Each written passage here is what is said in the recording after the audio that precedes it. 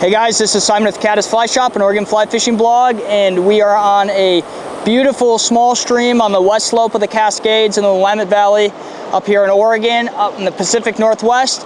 We have some beautiful cold water. It's a hot summer day, but this tributary we're in stays pretty cold, so the fish aren't hurting too bad.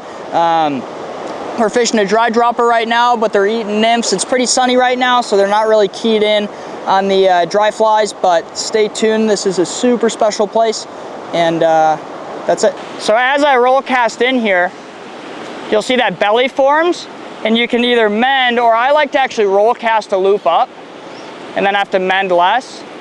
But the hard part about fishing on the other side is really you got to get a good drift in there, and that can be tough with how the water is here. It's kind of hard from where I'm at to get a good drift. There we go.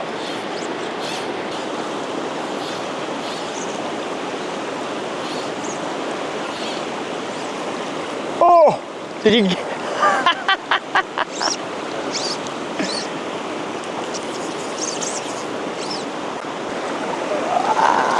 Come on.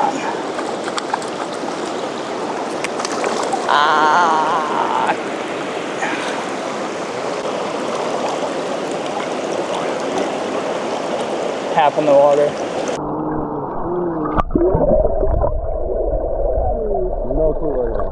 So we just had a fish come up and eat the dry.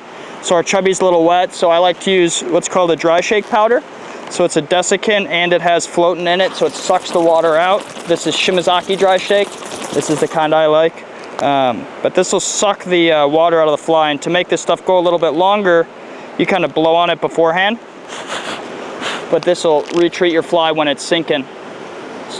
What you do, I mean, if you have a fish that's fighting it and it's underwater for a long time, it's a good idea. Or if you're approaching an area and you know you've caught fish there before on dries and they're going to be looking up, I will, just to be safe, I'll hit it with this so it floats better. So as I'm breaking apart this water here, I see this real slow, deep stuff, especially kind of on a hot summer day. It's not great holding water for trout. What I'm looking at more is these two seams that are coming off. You can see they're separated by this rock right here. You have less water coming in on this side and more on that side. But you have about three seams that you can really work. You can work this close inside one, the middle, the far side of this seam right here, and then that far seam. That's my favorite one. I'm gonna work close to far. If I made that far cast and pulled the fish through, I'm gonna spook any fish holding here. So I always work close to far. We already pulled one from the far side, so I'm gonna hit the other side of this seam. And when you fish a seam like this, you can high stick it kind of like this, and that helps you get a better drift. But there's a lot of good holding water on that far side. I already kind of worked this stuff earlier, but I'm really worried about this holding water back here.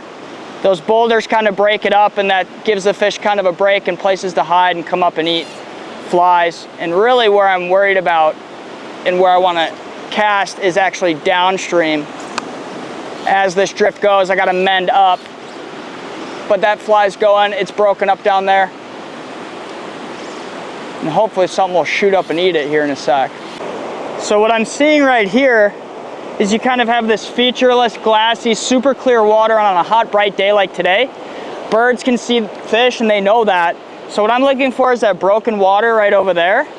That provides much more cover, even though there's not trees and branches and stuff. It's a little bit deeper. You can tell there's a slight color change over there, and that's really the depth that will hold more trout over there. So we're gonna run the chubby through and see if something wants to eat it.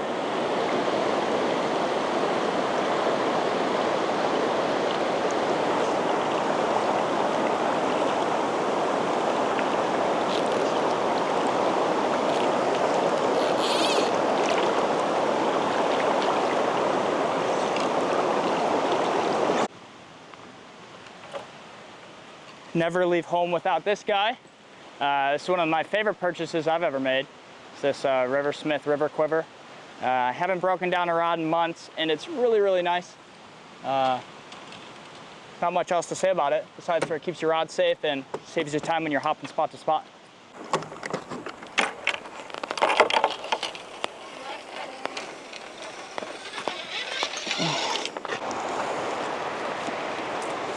So when I approach a pool like this, you know, on a warm summer day, the fish are gonna be pushed up in the front with more oxygen. So I'm gonna work it back to front. You know, unless I've been here so much and I know there's nothing in the back, I won't work the back. But I think it's worth it, you know, even if you just cover it pretty quick. But the dissolved oxygen on a hot day is all up there, so the fish will push up there. So once it gets warm, you generally catch fish at the heads of the pools more often, unless they're sipping like dry flies. If there's a hatch going on, they're sipping dries in the back. So it's kind of midday right now. I just lost the chubby, and I don't want to walk in and spook this pool. So it's kind of midday, and a lot of times a Sally in the summer is a good searching pattern. And it's more delicate, so I can search through and see if something wants this Sally right now. And if not, then the plan is to put on like a high floating chubby with a dropper and run through it. But I will try this right now. And the great thing about this fly too is I can also run this off the back of the chubby, and it would make a great, you know, second dry fly to have in there. So we're gonna hit this with just a little bit of a quell up on these hackle fibers. This quell is it's almost like Vaseline. It just makes everything on this fly hydrophobic. And the problem is if you goop a lot up on these delicate hackle fibers, it'll clump them together, which you don't want to do. So just put a little bit on where you think this fly might sop up some water. Gel-based floatant is not, you know, it's not going to work all day on you, but it's a great way to pre-treat your fly before you run it through somewhere. I'm going to run this Sally right in here and see if somebody will come up and just smash it. It's a small enough fly where it's not very intrusive, in a sense where it might not spook all the fish first, and I can definitely probably run a chubby through afterwards. But it makes a great searching pattern. Also fishing it in tandem with a chubby, put it as a trailer off the back. I'm gonna save it for a larger fly that makes a little bit more noise as it runs through. So we're gonna try to run this Sally right under that shade. That's a great spot for trout to be holding kind of in the middle of the day when it's kind of warm.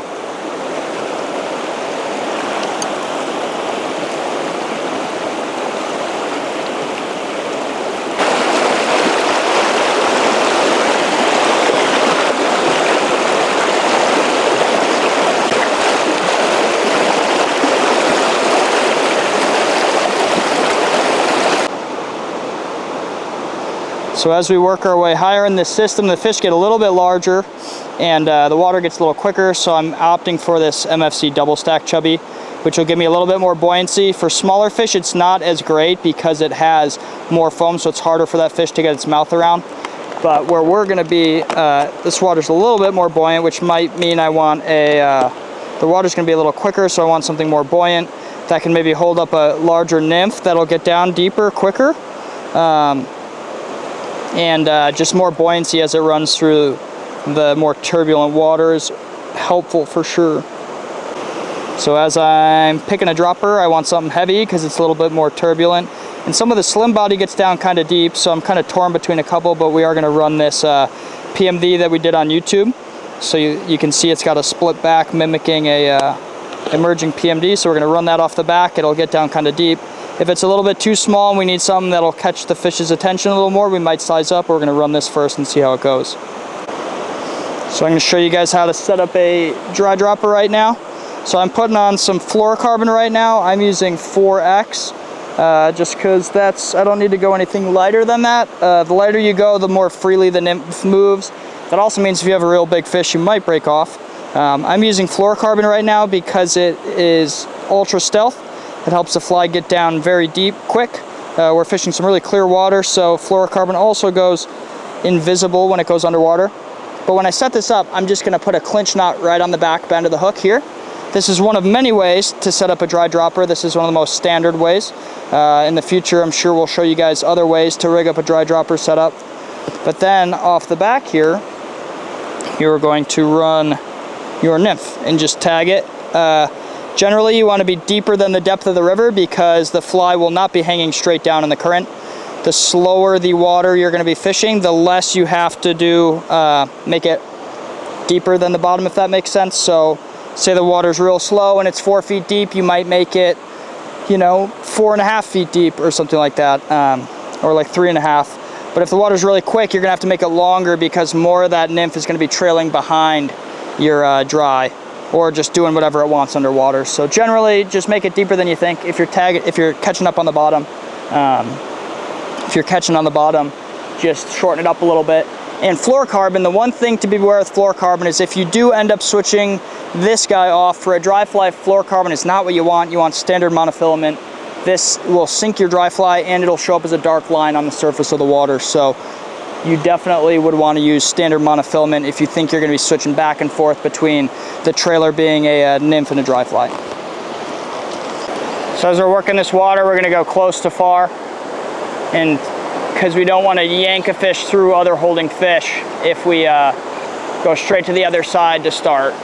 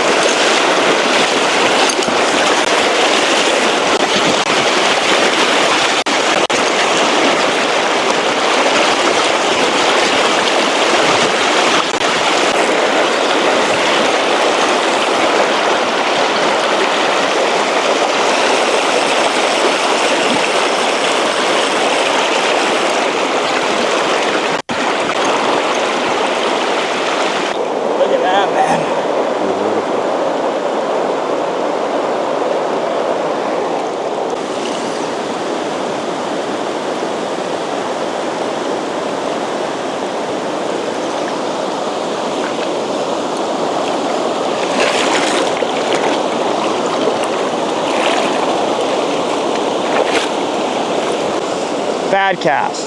Oh, that's not what we did.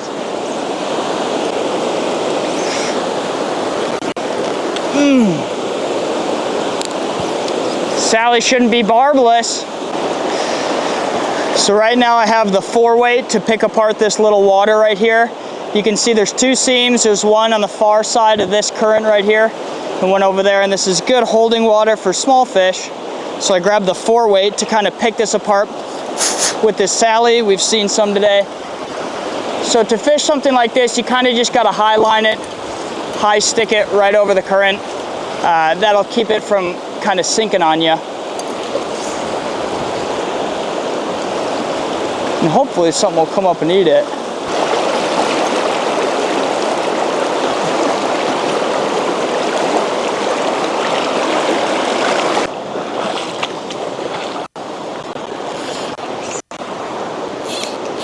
Hey guys, this is Simon with Caddis Fly Shop, an Oregon fly fishing blog, telling you about our hottest line in the shop this summer. This is the Scientific Anglers Infinity Texture line.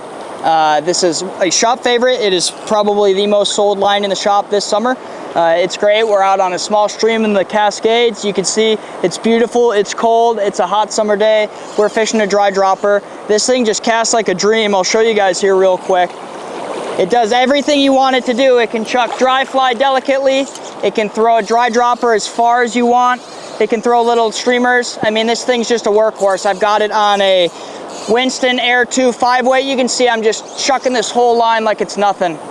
I mean, it's the best, one of the best trout lines on the market right now. It does exactly what you want. And, you know, it's just a dream to cast. I won't use anything else. It's one of the best, so.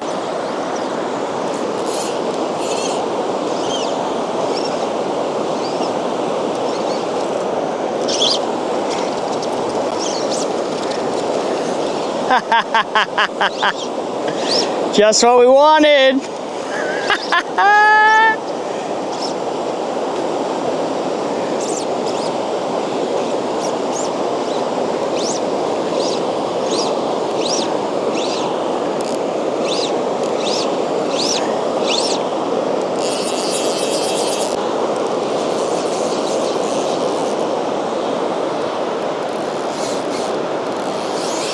Beautiful. That's why we take care of our rivers, so you can have cool fish like that.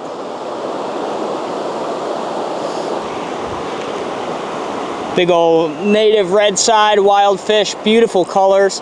It ate a PMD nymph that is either on or will be on our YouTube, so for sure check it out. It's a big fish catcher. And thick fish, dude.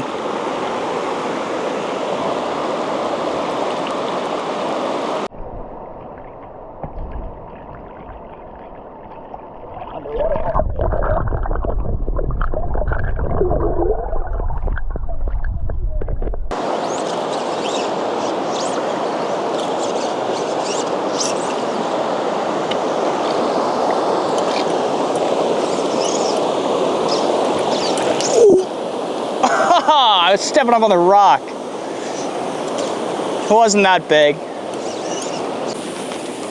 So this pool right here is kind of unique. It's a lot deeper than it looks, but it's also very exposed up here. There's a little bit of cover. Most of the cover's by those jams. There's a bunch of fish in this pool because it's real deep, but it's really, really clear. So and if you ever come up on a pool like this, you really need to be really careful not to slap the water, spook it. If you make a bad cast, not to make a big mess when you're lifting your fly up. I mean, this is something where you got to be real careful, and this is the type of pool where if you screw up, you can shut the pool off, you know, until you come back to it. So when you come up on something like this, just be mindful that, you know, just to take your time breaking something like this apart. I would always work back to front. Even if you don't think anything's in back, I would just work your way up. So when we get in here, we just got to get in with like a real delicate, you know, you risk blowing up the whole thing, and that's not worth it.